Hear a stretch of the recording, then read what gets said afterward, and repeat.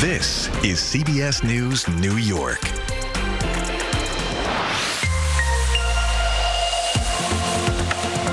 The Democratic National Convention officially coming to a close in Chicago. In a powerful speech to the American people, Vice President Kamala Harris became the first woman of Black and South Asian descent to accept the nomination for the presidency. Last night, she laid out her vision for the country. I will be a president who unites us around our highest aspirations. It's the New York State Thruway Authority that's filing this multi-million-dollar lawsuit against the contractors who constructed the Mario Cuomo Bridge. It turns out more than 60 of its massive cables already need to be replaced. This is how Jennifer Steinberg has to take out the trash, go food shopping, and get deliveries. Her street, Mill Creek Road, has a 120-foot section that collapsed Sunday into the body of water below. That's very devastating. What a day to look forward to. Some really comfortable weather to wrap up what has been a challenging weather week. 81 with sun and low humidity. Enjoy and get ready. Make some plans. This is the city-funded Animal Care Centers of NYC's newest shelter in Ridgewood, Queens. A $75 million price tag and right away what some are calling messy problems. In the few weeks that we have been open to the public, we have been overwhelmed. We'll have more on that story coming up in our next half hour. Good morning. It is Friday, August 23rd. Welcome to CBS News, New York. I'm Cindy Hsu. We have a lot to talk about this morning, including an historic night in Chicago, where Vice President Kamala Harris accepted the Democratic Party's nomination for president at the DNC. More on the agenda she laid out for Americans and how her Republican challengers are responding. The uncertainty of the election is making many people anxious, and a psychologist will join me with her tips to channel that stress into action. Plus, the Darkness Rising Project here in Harlem is dedicated to providing mental health resources to people of color. Leaders from the nonprofit are here to talk about their big block party. That's tomorrow, and it promises education and fun. Before we get to those stories and more, let's get right to our First Alert team coverage. Meteorologist Tony Sadiku is live in Central Park. Oh, look at you just hanging out there, Tony. First, though, I want to catch up with John Elliott with the First Alert forecast. Here we are in the studio. Tony's just like, hey. Yeah. Mr. Cash out there. Oh, and cue the dog. That was great. Oh, my goodness. Well, here's the deal. Just show you real quickly, Cindy, why not? Why not kick back and relax? Beautiful in the city. Here's why. We've got a wonderful radar and satellite view for you and a big ridge of high pressure, too. There goes that low. Now, you know what? Numbers are up. It is a little bit warmer, and that's going to be the trend. So if we can disturb meteorologist Tony Sadiku, let's see. So, Tony, how great's it going to be this weekend? Hey, John, pretty great. You know what? I sat down earlier, didn't want to get up. So it's just something about this, just serene feeling, so peaceful. And I know you know this. A lot of folks come out here to Central Park. I guess we should probably get up and do some work and show you what we're seeing out here. And this is why. Obviously a beautiful park, but it's a beautiful day, too. Of course, you got Cheap Meadow here, just drenched in sunshine. Nobody there now, but going to be packed later as they get set to open. But in the meantime, you get a look at the folks hanging out, the folks getting a little walk-in, some exercise. I mean, you look at the sky. Not a single cloud, just wall-to-wall perfection. And can we do this for a few more days? I know it's not just us. The dogs are loving it, too. Look at this. Just a gorgeous day all around. And, hey, by the way, the only thing that might make this a little sweeter, how about some music? Maybe you're thinking about, what are you going to do on a Sunday? Well, Richie Nick Band's going to be out here in Central Park, 2 o'clock this Sunday, and perhaps you can check them out. So just a beautiful day, beautiful Friday. Show you that weekend forecast. It does feature some subtle changes. If you want it a little warmer, we've got that.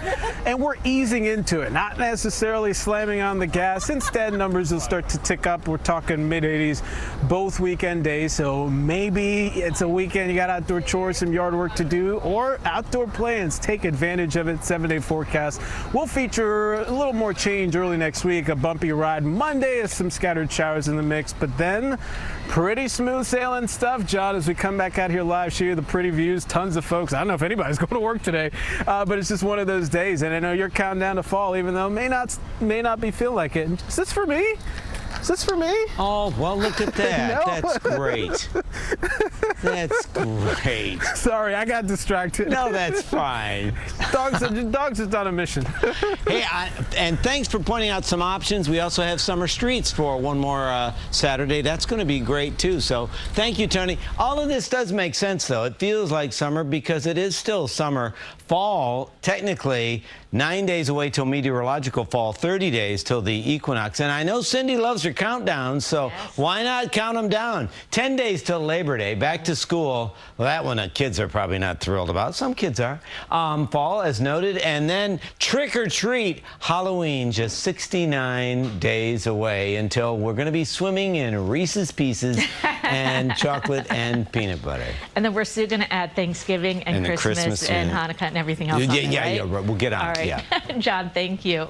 Well, the Democratic National Convention has now come to a close in Chicago, and the stage is now officially set for a Trump-Harris matchup in November. Last night, Vice President Kamala Harris made history as she accepted the Democratic presidential nomination. Christina Fan has more from the newsroom on a historic night at the DNC.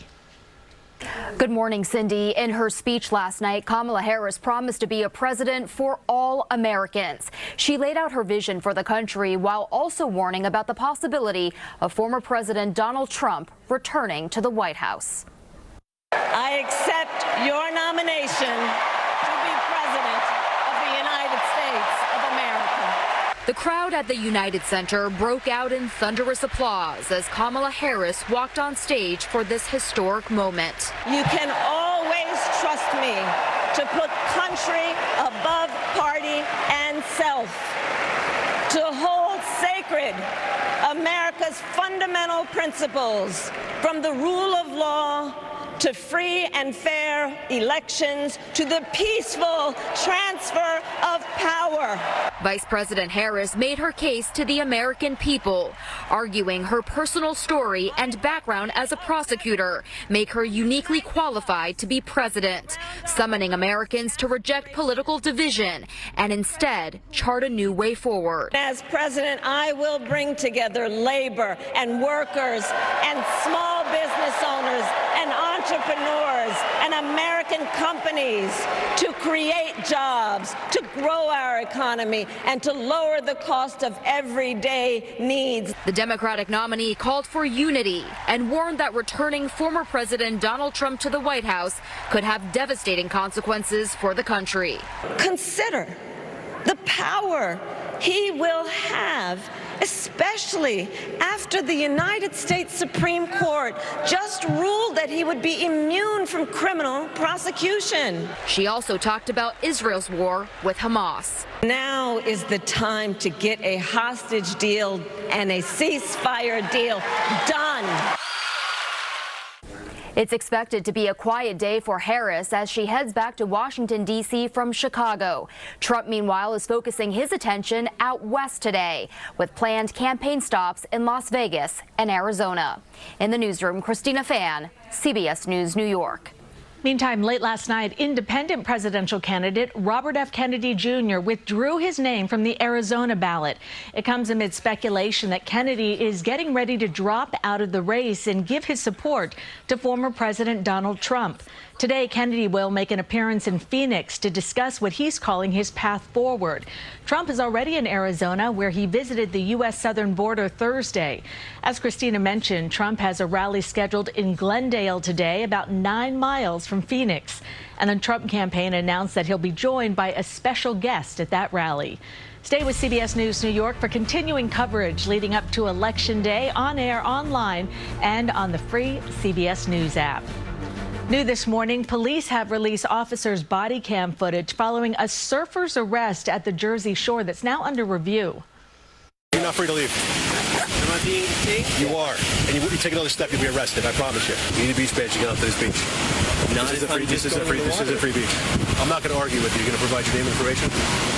Video shows the Belmar officer questioning whether the surfer had a beach badge before forcing him to the ground and arresting him. Belmar police say they've been getting complaints about surfers illegally crossing over the dunes to get to the water. Belmar requires badges to be worn on swimmers' wetsuits from Memorial Day weekend through Labor Day. The 28-year-old beachgoer was issued a borough ordinance and charged with disorderly conduct and resisting arrest. Belmar police say they'll conduct a review alongside the Attorney General's office. The New York State Thruway Authority is filing a multi-million-dollar lawsuit against contractors who worked on the Mario Cuomo Bridge. They say faulty work on the bridge now requires more than 60 of its massive cables to be replaced, adding they were not built to the strength and durability required in the contract. Officials say that could result in long-term maintenance problems. I feel like if they did the job inappropriately the first time, they should come in and make it right. I certainly think you have to warranty your work. If you did something, you need to do it the right way. Hudson Valley Congressman Mike Lawler is now calling on Governor Hochul to look into the matter. Lawler says the Thruway Authority should have been more transparent about the issues. But Thruway officials maintain the bridge is safe, despite the expensive repairs that are now required. Coming up, it is one big party dedicated to educating people about mental health resources in their community. The leaders of the nonprofit Darkness Rising Project are here to talk about their annual event that's tomorrow in Harlem that you won't want to miss.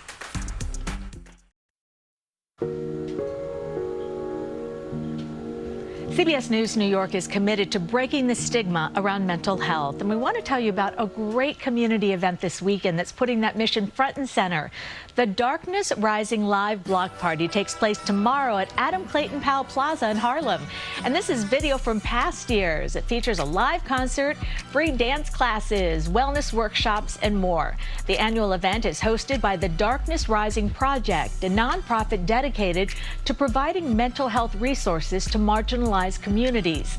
And joining me now is the founding executive director, Carlita Ector, and marketing director, Nikita Newkirk. Welcome. Good morning. Thank you. So, Carlita, first tell us why you started Darkness Rising. I was in a show at the time, and things were going really well on the outside, but what I wasn't telling people was that at the time I was actually suicidal, and I was afraid to reach out for support. And by the time I did, people said that I was a liability, and I unfortunately was pushed away again and again. And I decided that I don't want anyone else to experience that. And I started Darkness Rising so that people who look like me can receive culturally competent care, access to resources, and the help that we need. Wow. Nikita, what kind of resources does the organization provide to the community? So with our resources, Cindy, they are meant to empower and really to foster healing. And so what that consists of is our Rebuild program. And with our Rebuild program, what that does is connect formerly incarcerated and justice impacted people of color with culturally competent therapists. And what our therapy connectors do is that they set appointments, and we even provide 10 free therapy sessions. We also have our Find Me a Therapist program. So if you are Black and you're seeking a Black therapist, we got you. We'll do the work for you, and we'll connect you. We also have our Black mental health database, and we also have our Black mental health resource package, our wellness workshops, and the Darkness Rising Live Block Party. And so really with our resources, our goal is to help erase that negative stigma of mental health and really felicitate illness and wellness in the Black community. That's amazing. That is so much that you do. Carlita, tell us more about tomorrow's event. Tomorrow is going to be everything. We are having a concert event featuring some of our Broadway faves from The Wiz, from Beautiful on Broadway, from a lot of musicals that have been really impactful. We're also having vendors, and we're having food trucks. We're having wellness workshops. We're having twerk yoga. It's going to be twerk yoga? Yeah. Oh, okay. Yeah. I highly recommend. Oh, that's so funny. We're having an African dance class. We're having African drummers. We're also having a community wellness fair. Well, where a lot of people from the community will come out, share their resources, and we will be there signing people up for our free resources, which include our free therapy programs. And we will also be raising money for our Rebuild program, as that program provides free ongoing therapy. Harlem Unity Farmers Market will also be there. Oh my goodness. It's going to be a great day, family fun. And John is bringing you good weather, too. Oh, yeah. Yeah, right? Thank you, John. So, Nikita, this is the 7th year for this event. How do you keep making it fresh? I mean, oh, my goodness, the list of things that you all have going on. Yeah, a lot of things. So with us, Cindy, we really get together as a team and we strategize to find out with the twerk yoga, with the African dance classes, we really try to sit down and think about what are some of the new and innovative things that are going about, but we also connect with community organizations and really try to bring a situation where we can bring awareness and support and find out what is all going on. So our goal is to make sure what we're doing is we're providing our newcomers and our longtime attendees with resources they didn't know existed, but once they find out, they are definitely surprised and they needed to know. And so with us, that gives us the rising spirit to kind of keep that energy going and keeping it fresh. And then with our Broadway and off-Broadway and musical entertainers, they bring their voice and their dynamic performances. So it keeps it fresh and it's like a new event each time. Sounds amazing. Thank you so much for being here. Thank you for having us. Congratulations. Thank you I mean, it sounds like so much fun. It will Thank be. you. And again, Darkness Rising Live is tomorrow from 2 to 6 p.m. at Adam Clayton Powell Plaza in Harlem. It is free and everyone is welcome. Well, the Democratic National Convention just wrapped up. We are just over 2 months away from Election Day, and many people are feeling the pressure. After the break, psychologist Jen Hartstein will share her top tips to relieve some of that election anxiety. There are so many people trying to help others deal with their mental health issues, but don't forget to take care of yourself. I talked to the CEO of the American Foundation for Suicide Prevention, Bob Gebbia. Some of us in the mental health field often forget about our own mental health. You know, we're so intent about the work we do and so on that I've had to learn to take care of myself. I've had to learn it. It didn't come naturally. Biggest thing, exercise. I notice when I don't exercise, I'm busy, I don't do it, I don't feel as good mentally, physically, you know. And so exercise for me is just a great outlet. It just, I don't know, just re-energizes me. And it's a good way for me to keep up my own health.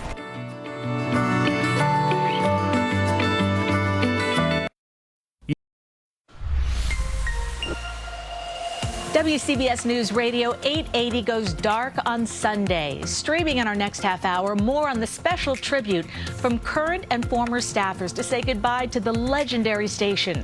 That's coming up at 9:50 on CBS News New York.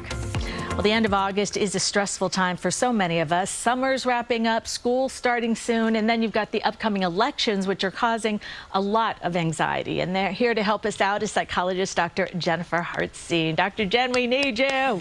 We are less than 3 months away from the big election. So how is it affecting people's mental health? Well, I think it's doing a lot of different things, right? For many, especially kind of prior to the past month, there was a huge increase in anxiety. What's going to happen? What's the state of the country? Who's going to lead us? And now there's a new energy with Kamala Harris being the nominee. And I think people are excited, but there's still anxiety of, is it going to work? What's going to happen? So I think there is like an energized anxiety, but a lot of people are worried, overwhelmed, and just really stressed out about what our next steps are. And if you're one of those people who are suffering a lot of anxiety, what can we do to manage it? Well, I think the first and foremost thing we have to do, and you and I were just talking about this, is we got to limit how much exposure we have to the news, right? We are in a 24-hour news cycle. It's bombarding us. So we want to take the time to really not be on it. We also want to stay connected to people in our lives that support us, because you and I both know the risk of isolation. And when we're anxious, we isolate. So the less isolated you are, the better. And find supportive people in that. So surround yourself with people who can talk to you about your anxiety, or maybe talk to you about other things, so that the whole focal point does not have to be the election. And then sometimes it is hard to get away from people and the politics, though, especially, you know, you're around people who that's all they want to talk about. That's all they want to talk about. So are there any tips on how to deal with that? So the hardest thing we have to do with that is we have to set boundaries, and we maybe have to say to that person, hey, I don't want to talk about this. Let's put some limits. And then you have to stay firm in that boundary, which is very hard for many of us, and be clear about what it is. We can talk about it for 5 minutes and then we have to change the subject. Hey, we're all going to get together for a family barbecue. Can we take politics and leave it behind so that we can just enjoy each other's company because we don't always agree? Any of those things, but know what your boundaries are, set them, be clear, and give yourself some validation that it's hard to do, that it's hard to ask for what you need, and that your feelings are valid in asking. And I think that we forget that piece when we do ask for what we want. And then, you know, it's not just anxiety people are facing, but depression. A recent poll showed that nearly 40% of those surveyed are depressed about you know, election. So any more tips on how to... Well, I think we're depressed about the state of the country, right? And then are we worried and then convinced that the next step, whoever the leader is going to be, will make things better? So I think we have to find the positive, right? That's always hard when we're feeling depressed and overwhelmed, but can you find a couple minutes of joy? Can you find a person who can bring that to you? Is there a trusted source that you can go talk to help you work through it and really identify what the core kind of source of that depression is? It's always really hard. Depression, anxiety, two sides of the same coin, as we know. So we want to really be able to find someone to talk to that can help work it through it with us. Very good tips. Dr. Jen, thank you so much. Thanks, Finn. And we will be right back.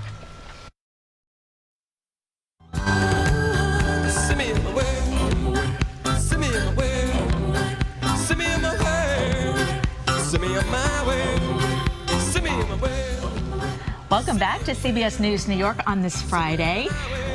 Send me on my way. I wonder what that's all about.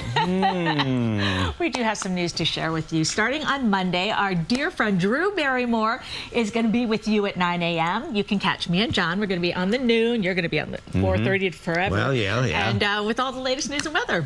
So we do want to, we want to thank you so much for spending so much time with us and going on this journey that was the 9 a.m. hour. It was a pivotal hour.